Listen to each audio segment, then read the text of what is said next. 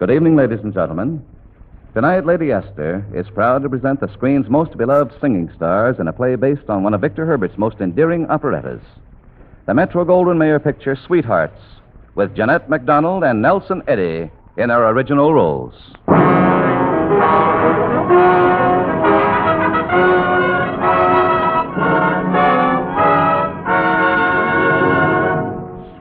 Sweetheart who need no crown or throne, sweetheart who live on love alone, will find a paradise somewhere, leaving behind all worldly care. Sweetheart today will never fade, like an eternal paramour. When the way is gone, forever will be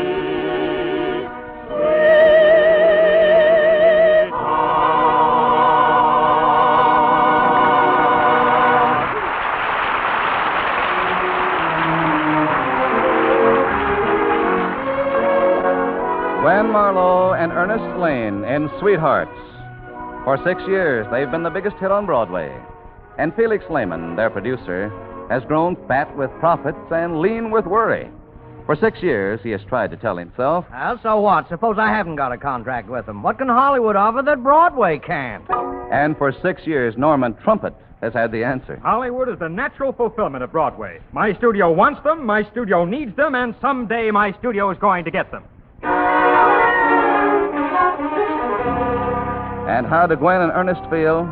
Well, mostly tired. 6 years without missing a single performance. 6 years of boisterous, adoring crowds. 6 years of discipline imposed by Kay Jordan, who acts as secretary for both. Tonight, for example, walking in on Gwen, Oh, no, you don't. Not a single chocolate. You're a half-pound overweight right now. and a few moments later in Ernest's room. Oh, no, you don't either.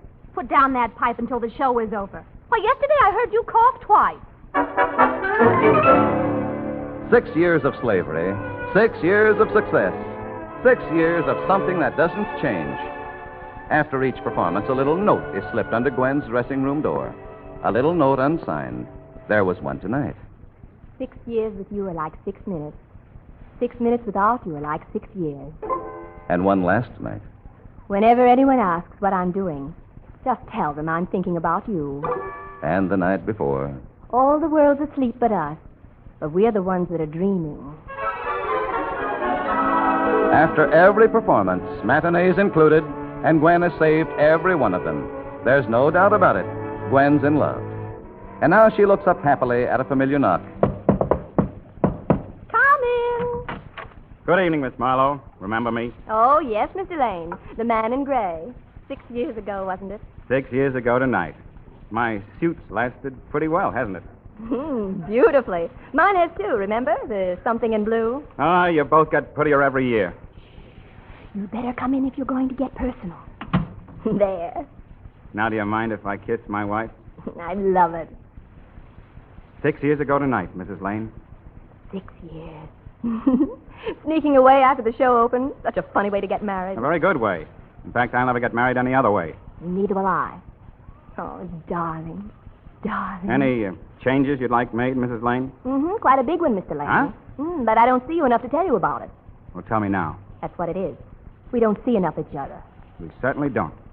And we're going to fix that, starting tonight. Starting tonight. Where are we going? Oh, where do we go every year? At our own little table at Angelo's. Angelo's. Just think of it. We'll be let alone. And nobody will ask us to sing. And there won't be crowds of moonstruck women climbing all over you for autographs. And no orchestra playing the hits from Sweetheart. And we'll be alone. And we'll be together. It'll be so peaceful. And so quiet. Kiddies, I've got the grandest idea in the... Where are you going? Out? I'm going out, too. Good night, Felix. But, children, you can't go out this way. You're supposed to come to the party. What party? My party. Just a little table at the Mirabeau. Sorry, old man. We've got another date. But thanks for asking us. Good night. But you can't run out. You've got to come. We've been planning it for weeks, for months, for... Not tonight, Felix. I'm putting the foot down. I'm putting mine down, too. Well, you don't have to put them down on my heart. Oh, Felix, don't talk like that. Well, I'm sorry. It was just the disappointment. But don't you mind. Forget all about me. Oh, darling, we could never forget you. Oh, go ahead. Don't think of us. Turn your back on the few old friends who wanted to share your happiness. Now, just a minute. We never turned our back on an old friend in our lives. And you needn't think we're going to start tonight. Where'd you say that party was? The Mirabeau. Just a few old friends? Yes, that's all. Just a few old friends. More or less.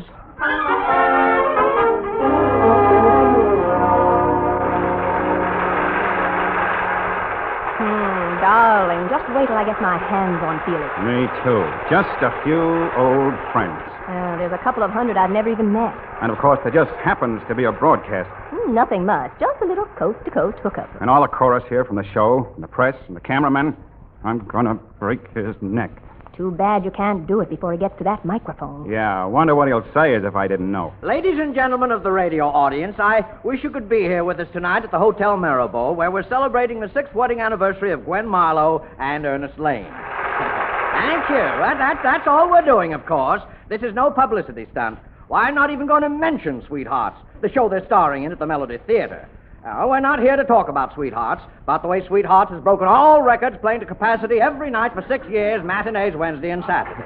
No, we're just here tonight to forget Sweethearts and to have a good time. Gwen, what's that show we're here to forget? Darling, I've never even heard of Sweetheart. That's what we're here, just to eat and dance and, maybe hear a few songs. Uh-oh, here we go. That ought to be a nice change for us. Which reminds me, our 2 stars have asked particularly to sing for you, and since they're so anxious, I'd better not keep them waiting. Oh, here they are. They're coming up to the microphone now. And I believe they're going to sing Pretty as a Picture. Gwen, Ernest, the microphone is yours. And you know what I'd like to do with it. What? Sing, of course. You're pretty as a picture, darling, you're a dream. Who could paint a picture lovely as you seem this moment? It would take a Rembrandt to catch the charm of you. You're pretty as a picture, an angel from the blue.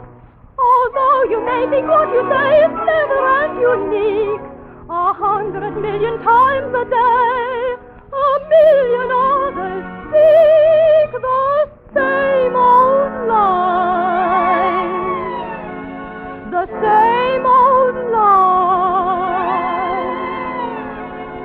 Oh, brother, with those so dead, who never ever took her hand, and to him their friend said, you're pretty as a picture, darling, you're a dream. Who could paint a picture lovely as you seem this moment?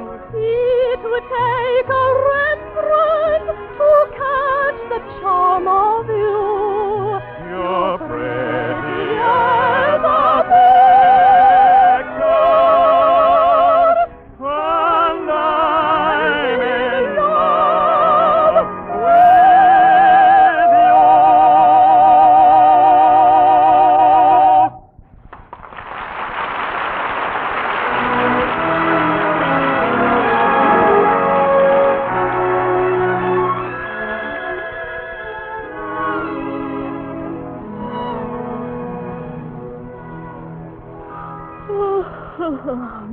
Tired, darling? Oh, I could fall asleep at the drop of an eyelid. I could kill Felix for doing that to us. Killing's too good for him. We ought to put him through our routine for a year. Radio, publicity stunts, charity dinners. Yeah, performance every night. Matinees, Wednesdays, Saturdays, and holidays. Darling, why do we do it? For dear old Felix. Well, isn't it time we thought of ourselves? That Mr. Trumpet was at the party tonight. You know, from Hollywood. Mr. Trumpet was at the party tonight. You know, from Hollywood. I know. He mentioned that his offer is still good. Wouldn't it be wonderful? He said you don't have to be on the set till noon. And you're through by 3? And you have your evenings all to yourself. And the climate's terrific. Never rains. Well, practically never. And everyone has his own orange farm. Yeah, you can go out in the backyard and chop down your own fruit trees. Ernest, why don't we? Let's tell Trumpet we'd sign his contract. I did. Tonight. Darling, you're wonderful. Now all we have to do is to break it to Felix. I did. Tonight. Darling, you're wonderful. California, here we come. The sentiment's right, but the theme's wrong. Okay, you got anything better, Mrs. Lane? I think so. When the golden sun sinks in the west and the toil of a long day is o'er, though the road may be long, in the lilt of a song we'll forget we were weary before. Far ahead where the blue shadows fall, we shall come to contentment and rest. And the toils of the day will be all charmed away in a little gray home of the West. Sounds awful good. I could really go for that. California? No, the second chorus. Go ahead. There are hands that will welcome me. There are lips I am burning to kiss. There are two eyes that shine just because they are mine, and 1,000 things other men miss. It's a corner of heaven itself, though it's only a tumble-down nest. But with love rooting there, why no place can compare with a little gray house in the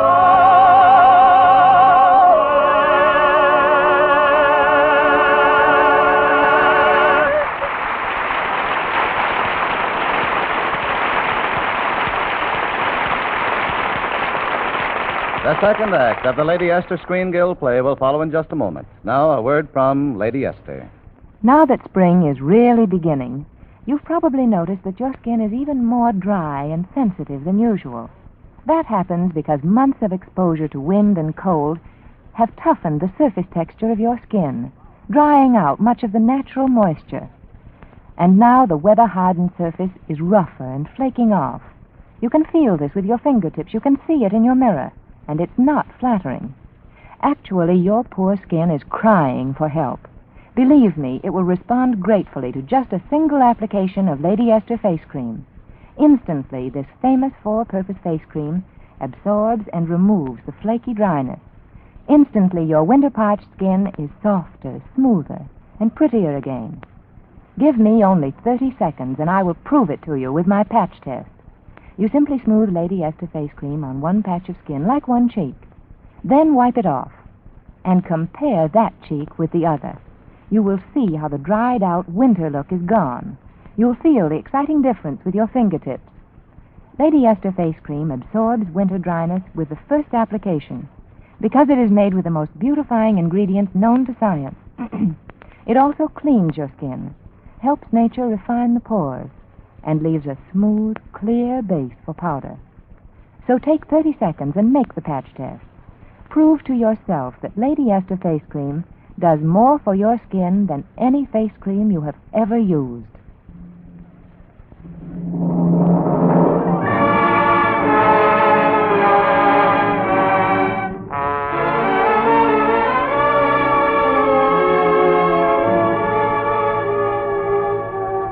And now the second act of Sweethearts, starring Jeanette McDonald and Nelson Eddy.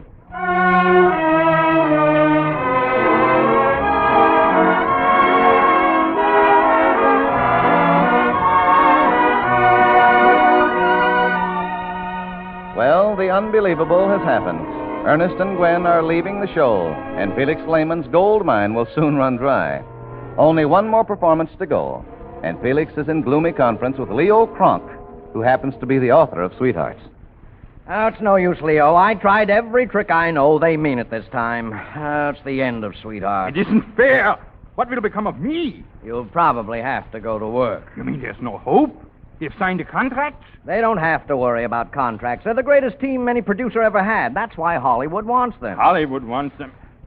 As a team, yes. But suppose they were not a team. Sure, and suppose they couldn't sing. But if they were separated? Well, we might have a chance. Oh, but how can you separate two people so much in love? That's the whole idea. I have a play, a great unproduced drama. It cannot be wrong. What are you talking about? It is founded on a universal truth. A woman in love can always be made to believe she has a rival.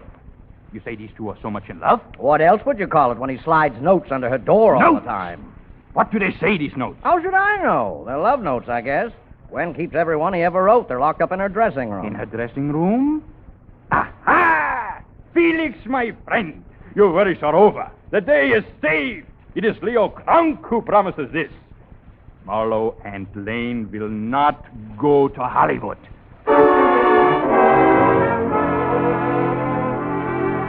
And for their final radio appearance in New York until next week, when the Sweethearts Hour will originate from Hollywood, Gwen Marlowe and Ernest Lane bring you one of their best loved duets. Here they are now, the Sweethearts of the Sweetheart Hour, singing Every Lover Must Meet His Fate. For every lover must meet his fate, and for this hour my heart will wait. There is no other, no love so great.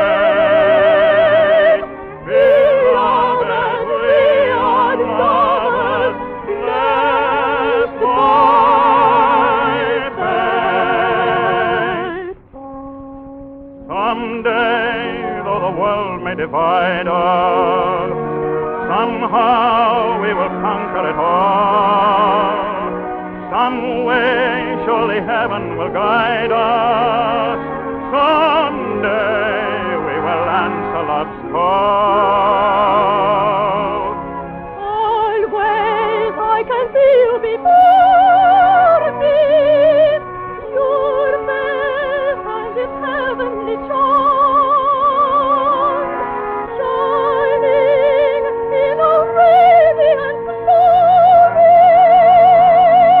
From me to your poetic For every love must meet his fate, and for this hour my heart will wait. There is no other, no love so great. Beloved, we are lovers, blessed by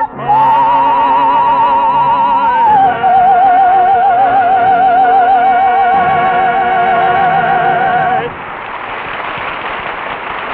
Darling, this is it. We'll have to rush.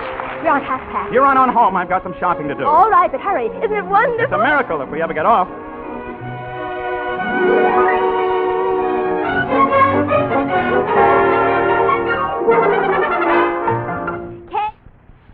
Kay, hurry. We'll never get these trunks closed.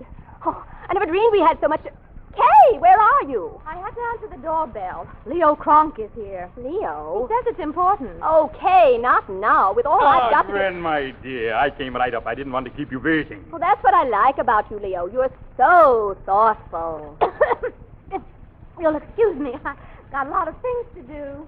Gwen, I have great news for you. For me? For you. I have written a play, a magnificent play, and I am going to read it to you. Oh, no, Leo. I mean, not now. I've got so many things to do. I haven't packed. No, you can go unpacking. I read it loud. But, Leo, dear. You see, you're in your room and your husband enters, and he says, as you know, my dear, we have been married a long time. And you say, does it seem so long to you? Oh, hon, sorry, these shoes. And then he says, 6 years with you are like 6 minutes. 6 minutes without you are like 6 years. Oh, shoes are so hard to pack. What does he say? 6 years without you are like 6 minutes. 6 minutes without you are like 6 years. Yeah, very charming, isn't it? Yes, very charming. Did you, make it up yourself? No, not exactly. And then you say, oh, Cyril, are you really happy with me? And he says... I mean, I'm just curious about that line. It's so sort of special, if you know what I mean. Oh, it is special. It was a note written by a man very much in love. I just borrowed it. Really? Who is he? Oh, I know only the lady in the case, and I cannot betray her confidence.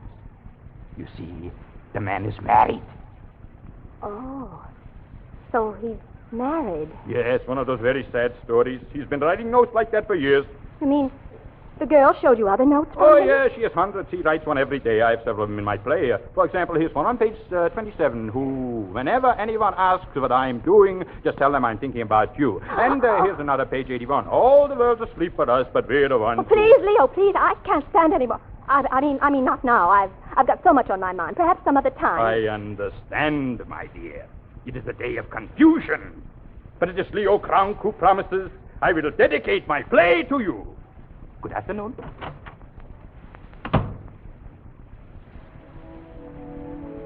Ernest. Oh, Ernest, how could you?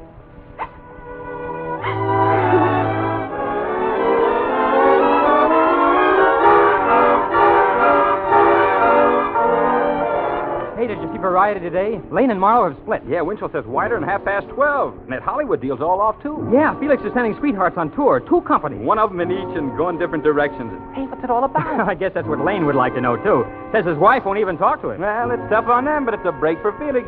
Boy, will those road companies clean up. Chicago, Topeka, Duluth, Sioux City. New house records, every city we've played. Why, Miss Marlowe, that ought to make you feel mighty good. Yes. Wonderful. Pittsburgh, Wheeling, Cincinnati, Columbus, standing room only in every town. Mr. Lane, you must be a pretty happy guy. Yeah, overjoyed.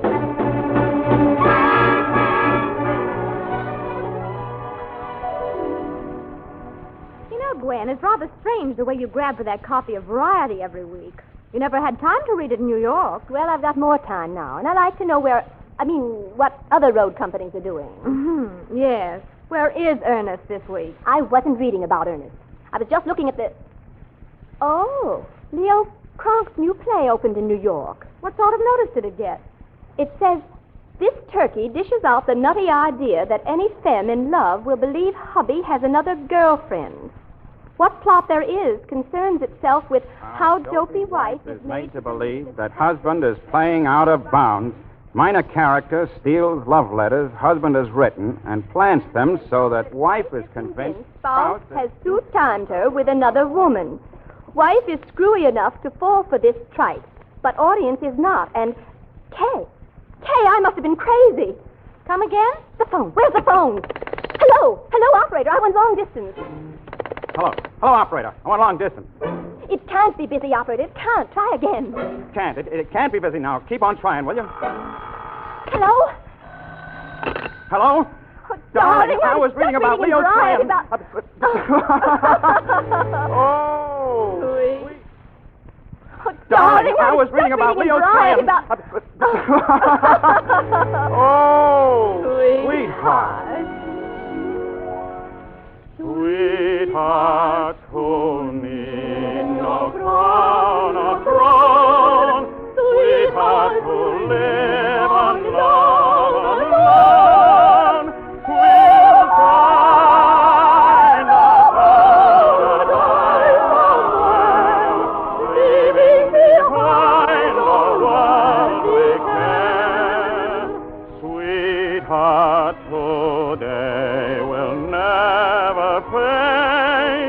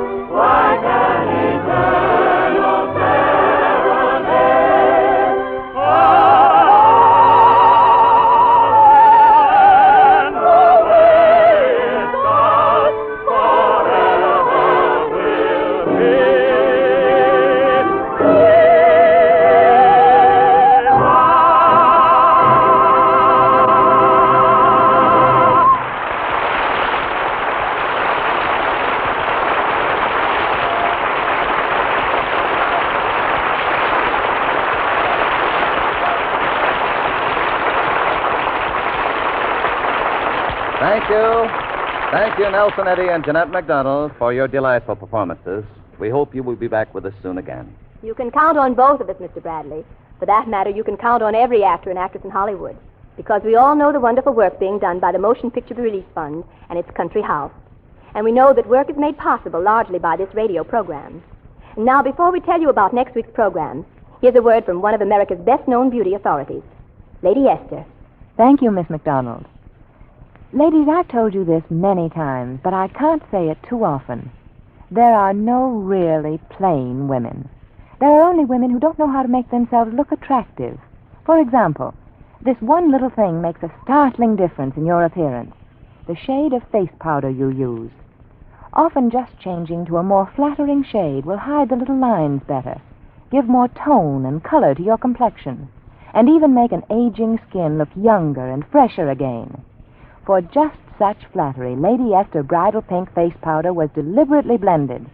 And so, thousands of women have taken the trouble to write and tell me the exciting things Bridal Pink does for them. They say it gives new life to their skin, new sparkle to their eyes, even makes their features look smaller. I know of no other powder shade that does this so well. And it doesn't matter whether your hair is blonde, brown, auburn, or black. Bridal Pink plays no favorites. It is intensely flattering to almost every skin. As you know, Lady Esther Face Powder is famous for the way it covers up and hides little blemishes, and for the way it clings hour after hour. Why not greet spring with a fresh, brand new appearance? Now's the best time of all to switch to Lady Esther Four-Purpose Face Cream and glamorous Lady Esther Bridal Pink Face Powder.